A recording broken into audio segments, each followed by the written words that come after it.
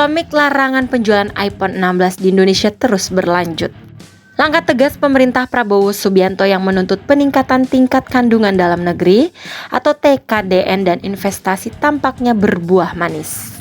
Sebagai konsekuensi dari belum terpenuhinya komitmen tersebut, CEO Apple, Tim Cook terpantau tidak lagi menyebut nama Indonesia dalam paparan kinerja keuangan Apple pada kuartal 3 2024.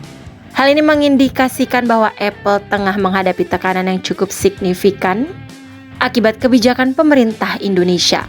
Bos Apple Tim Cook disebut-sebut kesal dan tidak lagi menyebut nama Indonesia dalam laporan keuangan terbaru mereka. Ya, dalam paparannya kepada seluruh investor, Tim Cook tak lagi menyebut nama Indonesia sebagai negara yang memberikan kontribusi besar dalam penjualan iPhone mereka. Kami di Amerika, Eropa, dan wilayah lain di Asia Pasifik mencapai rekor pendapatan pada kuartal ini.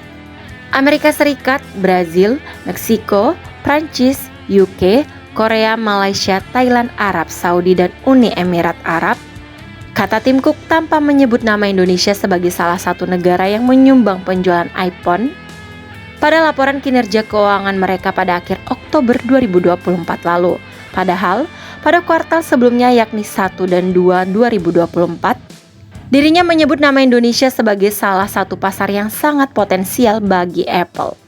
Bahkan beberapa bulan lalu Tim Cook bersama dengan jajaran teras Apple telah mengunjungi Indonesia dan menganggap pasar negara ini memberikan keuntungan yang luar biasa bagi perusahaan.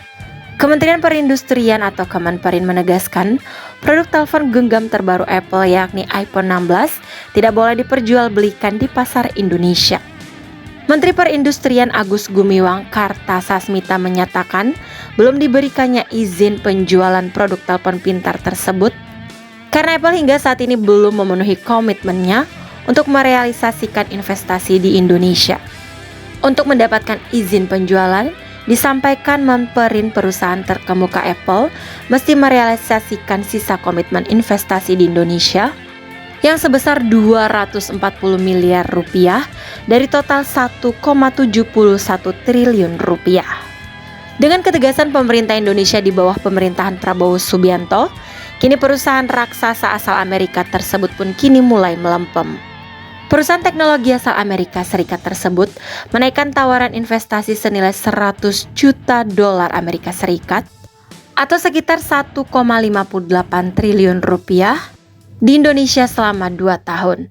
Jumlah tersebut naik 10 kali lipat dari rencana awal Apple yang ingin investasi sebesar 10 juta dolar Amerika Serikat atau 158 miliar rupiah untuk membangun pabrik aksesoris dan komponen di Bandung, Jawa Barat.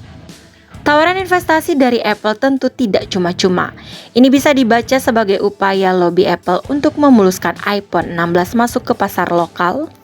Di tengah penolakan dari pemerintah, daya tawar ini menjadi bagian strategi Apple memperkuat posisi mereka di pasar Indonesia.